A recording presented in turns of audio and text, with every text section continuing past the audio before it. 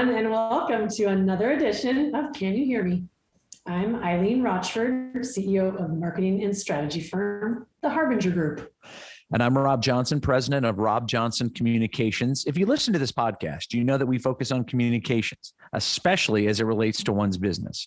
Whether you're in the C-suite or a mid-level manager, Can You Hear Me is designed to address important issues.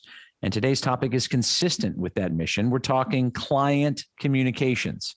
Our guest today is Megan Robinson with eLeader Experience, who spends most of her time coaching executive leadership. Megan, thanks so much for joining us. Thank you so much for having me. I'm so excited to be here. We are excited to have you. And first of all, Megan, I'd like to invite you to talk a little bit about your experience and your career for the benefit of our listeners, your background and how you got to this point. Absolutely. I think like most executive coaches, it's a nice winding, twisty, curvy road there. But really, it started out when 13-year-old Megan, when I decided I wanted to be the VP of marketing and advertising. True story about the weirdest 13-year-old you could imagine. And I really ended up doing that. I went to agency life. I went to my client side in Fortune 500 companies. I even became an entrepreneur for a while and really hit that VP mark, really loved what I was doing, but wanted to take a minute and look at what was next for me, what was I really passionate about, and how did I want to get it back? And so I really defined a lot of the work I was doing at that point, especially at that senior level, as what I called business therapy at the time. And I think a lot of our listeners there understand what it means to be of service for clients, working with them. And oftentimes that business therapist role tends to take shape and form. So I ended up getting certified through coaching. I'm a John Maxwell certified coach and trainer. I also am DISC certified and became the past president of ATDChi, the Association for Talent Development. Past president being the operative word these days. So very excited about what the great work they're doing there. But really when I focused my practice and looked at business coaching and leadership coaching and development, realized that there's such an opportunity for leadership to really start from the ground up. And I focus a lot on what I call self-leadership skills, how to lead yourself so that you're able to lead others. And this often makes leadership more accessible and attainable for people that don't identify as leaders, but also incredibly reflective when you look at senior leaders, because it's astounding how often we really take a pause to look inward at our own leadership and behavior and making sure that it's really, truly aligned with our values. Oh, that's great, Megan. I wish I could have met 13-year-old Megan. She sounds like a little sassy pants go-getter. I love it. She was a lot, we'll say. She was a lot, yeah. That's what my dad. Oh gosh, though, how cool is that? You had a vision and you totally made it happen for yourself with a great career. Really glad you're here. So we're super excited to hear all of your expertise today. I was going to ask you to start off this whole idea of talking about client communications. For the benefit of our listeners, let's spend a few minutes talking about the definition of clients. And starting with you, Megan, when you say that, what does that mean, clients, in this context? I really looked at this first as the literal sense of clients. Every business has people that essentially give them money, give them funds, and those are your clients. You could look at them as your guests. I've heard them call them guests, patients. They can be your members. They can be your actual clients, or your community, right? However you're defining the clients and the people that you serve through your products and services, those are your clients. And I look at the client communication field, and honestly, a lot of the account management communication and client leadership is where I see this gigantic gap. And for me, leadership and communications are so closely intertwined that looking at what that client experience is and how we're connecting and communicating with our clients has a lot to be desired. Mm-hmm. Yeah, that's really helpful. Okay. So there's a number of different phrases in there that you utilized. Another one I'll add is constituents. That's a way that we often think about it amongst my team anyway, but I think we're on the same page. So the people that leaders serve, whether it's their own employees or the people to whom they're selling products, pretty much covers it, yeah? Absolutely. Yeah, great. Well, this is going to be fun. Okay, Rob, I'm not going to hog the mic. You go. Oh, thank goodness. I get to say a word. No, I'm kidding. So I was curious though, as we're going on this journey, we're talking about this, Megan, because so many times when you're in a leadership position, you're so focused on your team. You're so focused on what's right in front of you. And you've already talked about how we could be better at this, but we're not. Where do you feel like, enough attention is being given to this? And what can, obviously, we're talking about it, so we feel like there's some deficiencies here. Let me ask it in a different way. What can happen to a company if they're not focused enough on their client communications, if they're not taking this matter seriously? There is a world of pain and a world of challenge, because communication is how you build relationships. And without having effective communication, without having a great relationship with your clients, you are going to lose them. And so I see this from a loyalty perspective. If you are not communicating effectively, if you're not building trust in that relationship, you will lose the loyalty of that customer or that client. They will leave. You definitely look at the retention, which feeds into loyalty a lot, but even just the profitability of a client can be extremely derailed if you don't have great communication, if you're not leading that client down the right path. And so I think every aspect, once you have someone that is purchasing from you, once they're in that sphere of influence, you have the opportunity to be an effective communicator or to hit a lot of landmines, frankly, because once you start building that relationship, the dynamics at play, there's power dynamics, there's money involved, there's different levels of leadership that are being used and different people within an organization. And every single touch point is your brand. And every single person that connects with a client is representing your brand. And I know branding is something near and dear to the show's heart. So I did want to put that in there because it is more than just mass client communications. It's the individual touch points. Mm-hmm. I was intrigued a little earlier when you were talking about the setup, who are clients and what do we mean? You talked about opportunity that you see. And you also mentioned, I think, if my ears were working properly, areas of deficiency in these communications. I'd love to talk about both of those areas next and hear what are the deficiencies you're seeing now that need to be addressed, and then we can move into opportunities as well. I think that would be real fun to talk about. Who doesn't want to talk about their pains and what they're experiencing, right? Everything that's going wrong. True. Yes, let's do it. Rip off the Band-Aid. There we go. We're not going to talk about any specific clients, of course, but I think everyone has experienced a toxic client relationship. And the client that you knew you shouldn't have taken, right? To me, that comes back to a lot of poor expectations that you were setting at the beginning, or the relationship that didn't have a strong foundation, or you took it for the wrong reasons that weren't aligned with your values. And I look at that as that communication challenge with those expectations, but also that leadership challenge of aligning to your values with that. The client relationships that go sour, right? That were great and something happened, and how the team recovered and handled that. Sometimes it goes really well. You've put a lot of stock into that relationship. You built a lot of trust. There was clear communication. People understood what happened. They were honest. They were upfront with it. And then there's times when it doesn't go well, right? People are hiding things. They're not communicating well.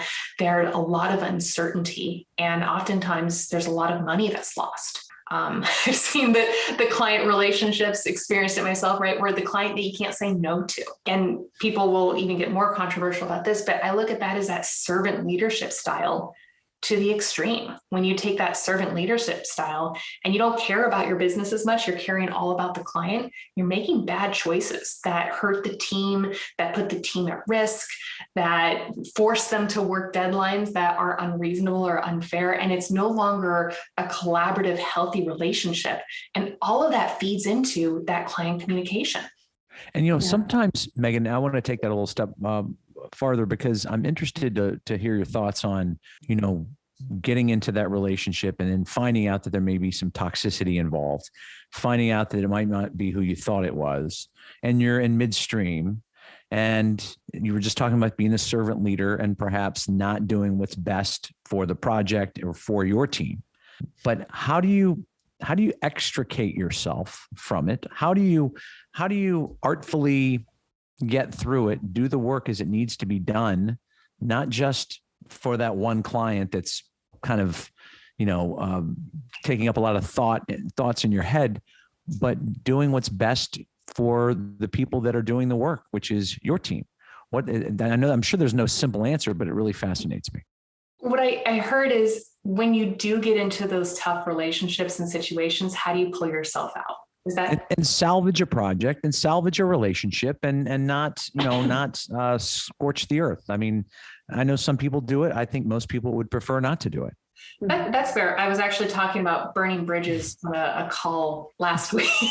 And I was like, no, you can have the match lit and decide not to do it. Or does it take people to burn that bridge, right? Does someone have to accept, if you throw flames on it and gasoline, someone else has to ignite that match, and it takes both sides of that relationship. But I think when you do start recognizing that you're in a not great relationship, it's having that clear communication, having that honest, setting those boundaries typically is really where you start to succeed. And until you're willing to set those boundaries and know what they are, you're going to have a really hard time having a good relationship. I'm no marriage counselor.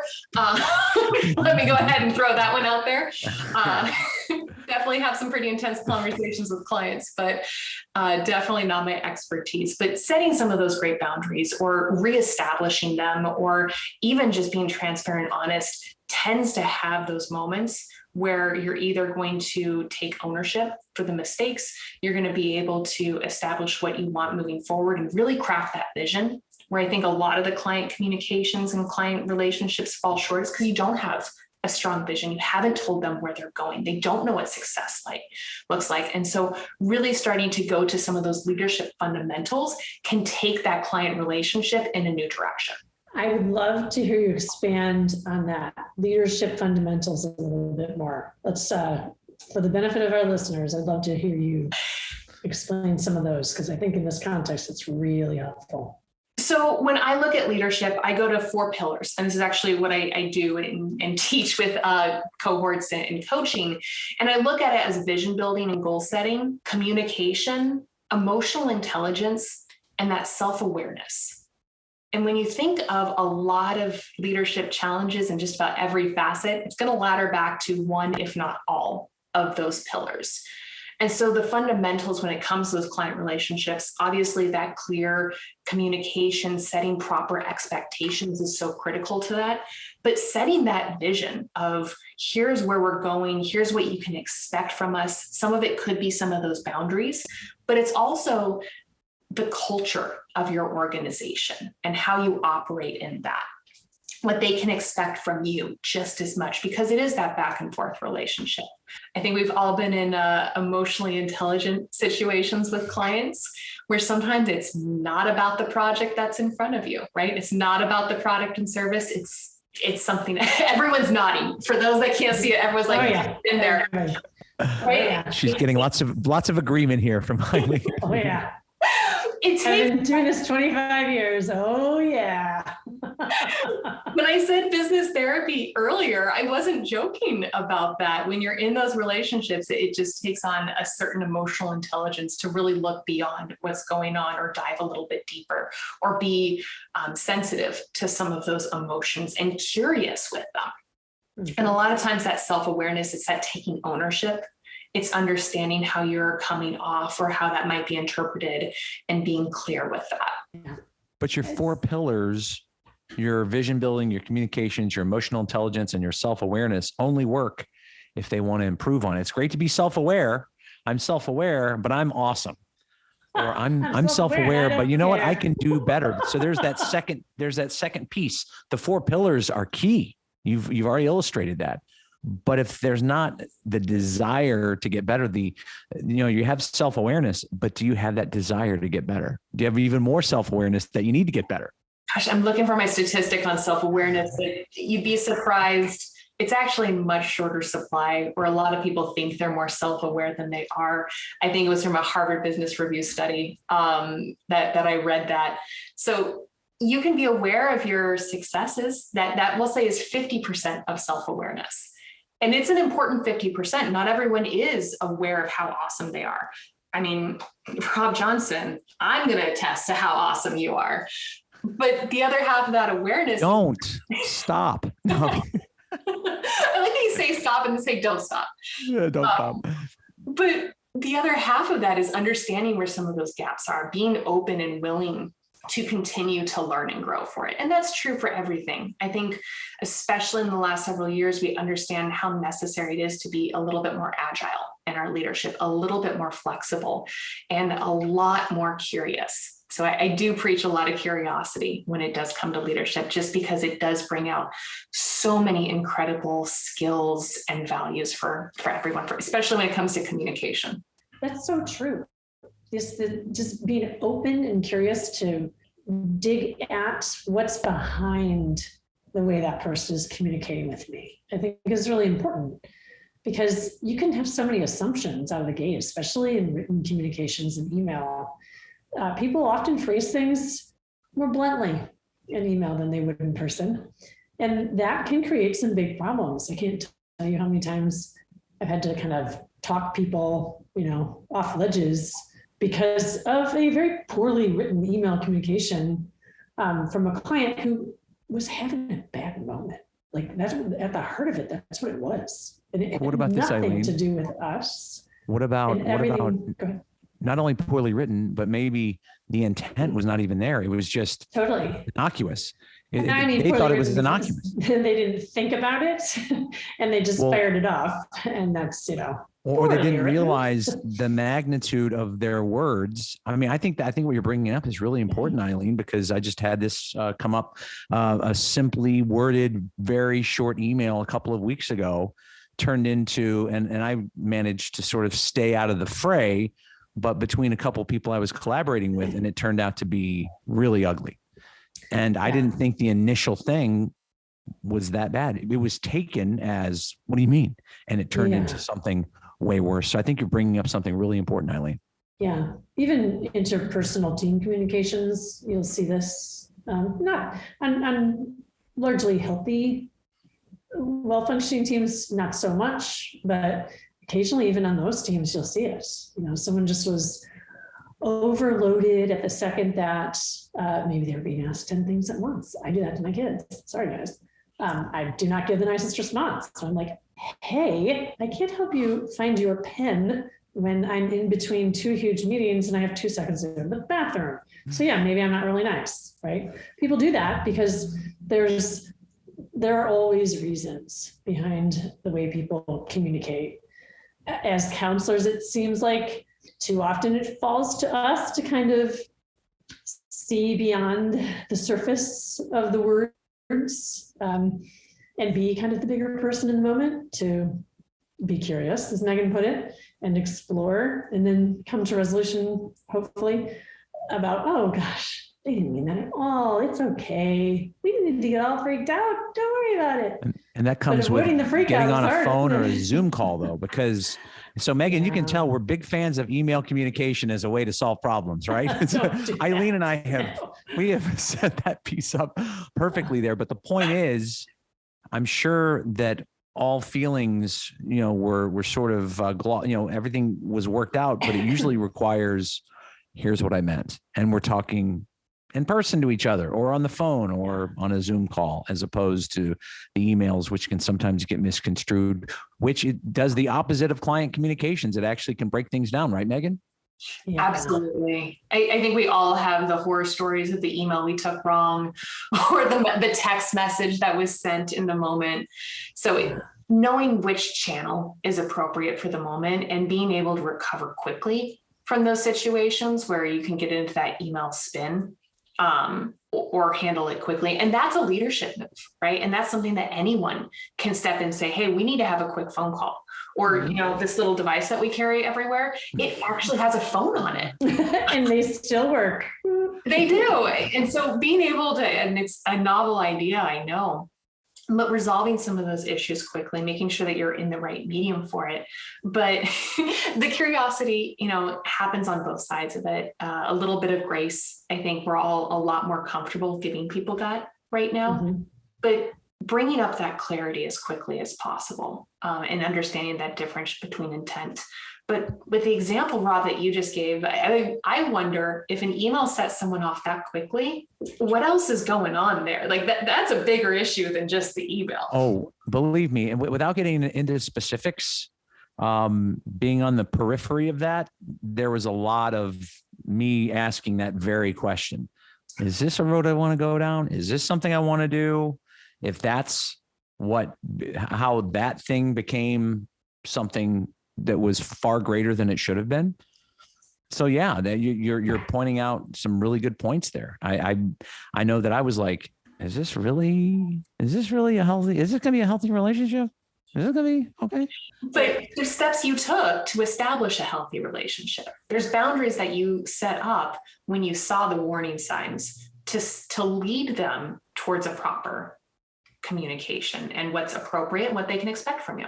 And the main advice was quit sending emails back and forth. Stop right there. Sakes. Yeah, exactly. Stop. Yeah. Well, and it's funny, something you brought up earlier, just with that perspective and how quickly and difficult it can be to hear or see the other person's side. I spent the first part of my career at an advertising agency, and then I actually worked for my client. Which is a bit of a twist, if you've ever been on the other side.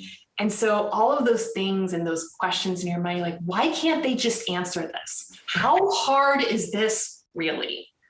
You learn firsthand. Uh-huh. And then I think the first thing is you agency are not the center of their universe. Like there's all this other stuff they do, and you're like 20th on the list. I mean, am I wrong? That perspective and just shifting that attitude about it, I think is really, I was fortunate to do it earlier in my career. I'm like, oh, this is what it's like. Here's how I rejigger my communication. Here's what people need. And being able to really put yourself in their shoes. So that is brilliant that you did it early on and can see the benefit and value of doing that early in your career. And you just made me think, God, that should be like a requirement of every agency person. Okay, you only get to stay for 3, and then you got to go work on the client side and see what it's really like. Then you can come back. I used to call it going to the dark side, and then I went to the other dark side. Oh, believe me, leaving media and going to this side, and they're all like, "Oh gosh, you went to the dark side. There's no getting them back. There's another dark side too. I'm glad to know that. I didn't even know there was another dark side, Megan. So I've got a lot of growth here. Yes. You can go darker and darker. It's great. Just different 50 shades of black there. Okay, moving on. I love that. So Megan, let me ask you this. When we're talking about these tenets of leadership and client communications, is this really reserved for executive leadership teams, do you think? Or is this for, say, mid-managers on up? Is this advice you would give to anybody, or is it specific to the major company leaders? I think major company leaders lose sight of what it's like earlier in your career. By the time you're a leader, you see this intuitively. You've been building relationships, you've honed your communication. So there is definitely, I think we all know the leaders that can use better communication skills, so I'm going to leave them out of it. But a lot of the skilled ones tend to forget what it's like earlier. And right now, a lot of the model is about learning through experience. And if you're lucky, you've got someone that's kind of watching your back and making sure that you don't mess up in front of the client. And you're kind of being coached or mentored through that if you're lucky. But the majority of the time, it's through trial and error. And why it's so funny or not funny right now, and everyone can relate, is because they can think, oh man, I remember when I did that. I remember that client situation, because they had to go through that in order to get that wisdom. And so I think it is so critical that we really empower our teams to have better client communication so that they are able to forge those relationships on our behalf, because it's not just one leader that really needs to hone it. And I think we all know, and if you identify this, it will go back to the awareness that you do need help strengthening some of those skills. A lot of times you'll pull in someone else to help be that relationship builder. So it does touch everyone at a lot of different times, at a lot of different levels. but I'd say that client communication is so critical for anyone that's client facing. Yeah, very good. So for the younger folks who don't always have the benefit of the greatest mentors or managers, what advice would you give them on things that they, the old adage, you don't know what you don't know? What things would you point out to those early in their career? Some watch outs and then guidance on good principles of client communications. And I'll say this will actually go for the younger ones just as much as the more seasoned professionals will say, is just really clarifying your intent. Clear communication is so critical. And I don't care how many years of experience you have, really being able to craft a well-written email to have that incredible presentation that's very sharp and to the point. That's the most important thing. So really thinking about what is it that you want?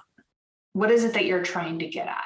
Particularly earlier, if you're just trying to get an approval on something, if you're just trying to get assets from someone or feedback, whatever that is, really making sure that you know exactly what it is that you're looking for. Well, so it's all about the headline, right? I mean, the setup anyway, but the headline's still important, it sounds like, no matter. Headline's still important, and then honing your nuance. That emotional intelligence comes into play around it. So yeah. Clear is kind. I'll have a little Brene Brown in there. Nice. You know what else? As you're sitting here and we were telling horror stories about emails, and this is very simple. I've found that it works very well for me and this is such a minor thing. It's just put some please and thank yous in there. It could be a text or an email, and it's just being thoughtful, and it knocks down whatever somebody might misconstrue you saying. Those sometimes help knocking it down. So I'm not sitting here saying, oh gosh, Rob, that's incredible insight. I've never heard of such a thing. But it's easy and it doesn't cost anything. And it's, and I think it has its usefuln's without question. So you're sitting here giving high level great advice, and I'm sitting here like, please and thank you. It's down to the basics. It's an important one. Yeah. Just particularly now. I mean, I feel like politeness is kind of just, gone by the wayside in a number of our interactions because we've forgotten how to be together politely as human beings. Yeah. I mean, I can't be the only one seeing this, guys. Come on. What are you talking about? No. I mean, in general, like from our driving habits. No, we have definitely all seen. You were just stating something, and again, this is all audio, but we were sitting here shaking our heads, so the audience can't see us sitting here buying into like, yep, yeah, we know exactly what you're talking about. We're on the radio. We need some audience participation. Exactly. Just kidding. Exactly, but to your point, Eileen, the discourse isn't always so positive. And it's and I do really feel like we've forgotten a lot and become a little more blunt. We need some edge softening, corner softening again as human beings and how we interact with one another. I do believe that's really true. It's strange. Well, I think there have been leaders in society, without getting into any sort of big political discussion, that have given a wink and a nod to, hey, just say whatever you want to anybody. And that's true too. Yeah, that's a really good point. By it, but I don't want to get too far off the path here. But I think it is relevant. Jump in, Megan. I am going to jump in because I think that bluntness is missing that connection. When you're so specific and to the point and direct with it, you're really not using communication to connect with others. You're using it as a tool to get stuff done. And when you look at that client relationship or your team dynamics, making sure that you still have a connection point, I think is what will help soften some of those edges. The please and thank yous were a simple one, just not the thanks in advance. I don't know if that makes anyone else cringe at their computer, like, oh man, I'm so going to take forever to finish this. You're assuming that I'm just going to do this. Okay. The authentic gratitude goes a long way, and sharing it, and even being, and I know I actually had to coach a couple leaders on this one, being grateful for just meeting expectations. And that's kind of a hard one, but the thank you, it's not thanks for doing your job. It's thank you for showing up and doing it. These are great reminders. That is a great reminder. Yeah. I'm curious to know, for some of the leaders, and Eileen and I have spent hours on the whole empathy, and then the CEO, the new CEO, and how he or she needs to be a little bit more empathetic and a little bit more aware of the workforce, their employees, the people that work for them. Is that where the rub is, Megan? Sometimes if you are working with somebody who doesn't have that E gene. Oh yeah, letting people know that you care, really having that appreciativeness. And I go to a place of gratitude with it.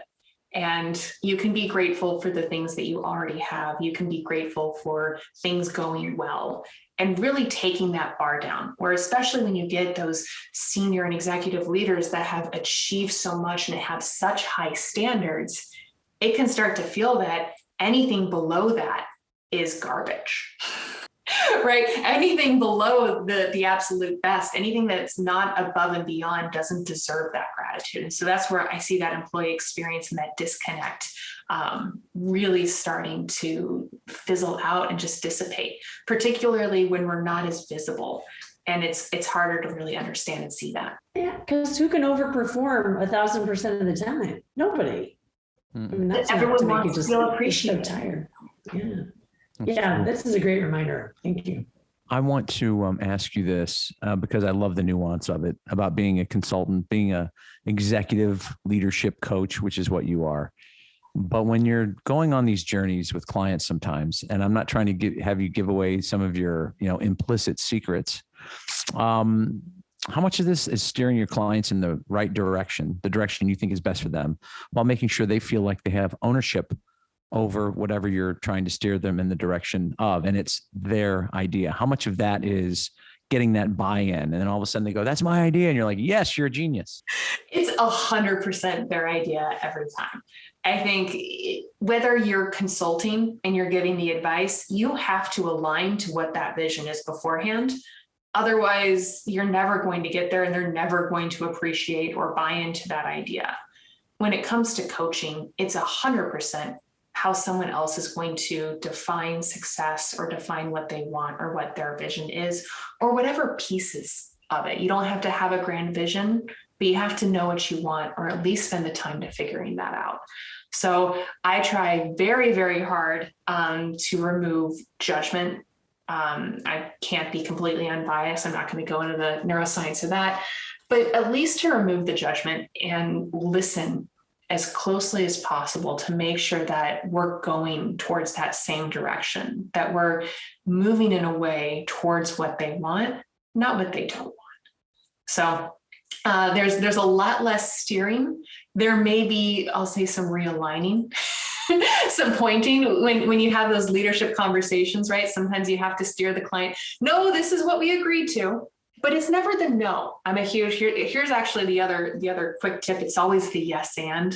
I'm never a no but. I stole that from improv. I'm sure there's more than enough improv people that have actually done improv. I haven't.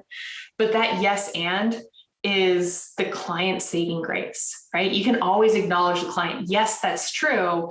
Yes, you're late. Yes, we can do that. And here are the ramifications of that. So yes, you can go be a jerk and send out that memo to the entire team. And how do you think they're going to take it? And is that the kind of leader you want to be? That's totally in your ballpark. That's your purview. That's your decision. I want to ask one more question, if I may. Any objections? None. Okay, good. No.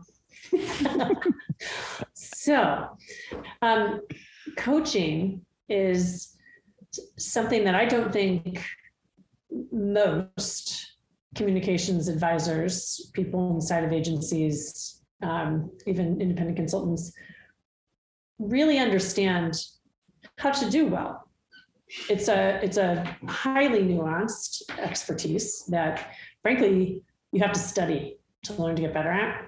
I'm always trying to learn to be better at this because I'm a get shit done kind of gal, and that's not good when you're trying to gain consensus across, multi-perspective groups. You get it? So what I'm asking is, what resources could folks like me and Rob go to, and others, at any stage of their career in this marketing realm, go to become better at coaching? Any books you love or other resources, things these folks like us could reference? I thought we could close with that. Oh man, God, I wish I had ahead of time so I can go through the list. Well, I can always add it to the notes. A giant library. A book that really changed, I think, is so simple and amazing is The Coaching Habit. 5 quick questions, and I use them. I use them on my husband. Hopefully he won't listen to that. It's okay. Does he's being coached though? We've had those conversations actually. I've literally been in a conversation like, okay, how do you want me to show up? I can be your wife. I can be your friend. Do you want me to be your coach? Like, you tell me. We had one conversation. I was like, I'm not going to wear the wife hat now because we'll deal with that one later. But I'm going to be here for you. I love it that you want to be in that your you house, telegraphed that for him though. You told him up front, okay, she's not here right now. The wife, nowhere to be seen. She'll come back later. She may be back here later. Yeah.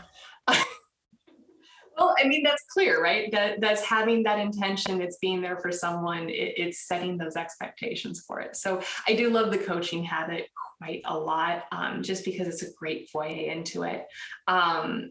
There's several other books, but I think a lot of it is that communication, and a lot of it is your leadership style. I will do a little, I'm like looking at my bookshelf in the corner, because you want to have a book that's not necessarily how to be a coach. You want to learn coaching skills. And so there's just a little bit of a nuance there. And so anything that is a lot about how to listen well, I'd say would be a really great starting point. And you did hear me with some Brene Brown earlier. I do love a lot of what she says around the leading with vulnerability and how to stay curious, and her clear is kind. They're really great tenets that help get you into that space. That's a great closer. I was going to ask, who you love listening to on, pick your social media platform. Brene Brown on LinkedIn is a great one. There's also Dan Hermanscheitel. That's not the real name. Sorry about that. He has a leadership podcast that I will send you that I love. He is an executive coach, and hearing how he does a beautiful job of storytelling and really guiding someone through those conversations, I've been a big fan of and listened to him for several years. Oh, excellent. We'll put that in the show notes. Thank you. Wonderful. Any other ideas? I would love to pop them in and spread your wealth. Yes. And even, if you think about it after this wonderful podcast, you can just let Eileen know and like show notes time. Absolutely. You bet. I will do that. No problem. Megan, you're unbelievable. Or you Can't can thank you enough. Coach. I mean, that works too. Yeah, Hire a coach. Do you know anybody that's coach? I think do you know anybody I that's know qualified? one I think Megan. I know somebody. Yeah, she can. Okay. When you work on your coaching skills, coaches. Very good. Very good. Fantastic. Who doesn't need a coach? Seriously. Whew, I sure do. Okay. Most days. I think we all do. You're not alone. No, I don't feel alone. It's the depth of coaching that's needed on a daily basis that varies, depending on where you're at. But thank you, Megan. Any closing thoughts to share? Anything else you want to be sure we cover? So glad I got to do this podcast with you guys. You guys are just such incredible, talented people. And the way you have such a wonderful conversation and the stories and what comes out of these dialogues is so powerful. So thank you for having me. Well, thank you for that. That's very kind. And Indeed. We thank you. You've been amazing. I can't wait to listen to it again and pick out all the just golden nuggets that you've imparted here. There were many. So appreciate you being with us today. It is a pleasure and an honor, and we look forward to having you back someday. So a big thank you. I'm Eileen Rochford, in case you guys have forgotten, in the last 45 minutes, CEO of the Harbinger Group. And I'm Rob Johnson. Megan, thank you so much. President of Rob Johnson Communications. We want to thank everybody for listening, and we hope you have learned a thing or two along the way. Remember, you can listen to this podcast wherever you get your podcasts. We hope you'll join us next time. Thanks for listening.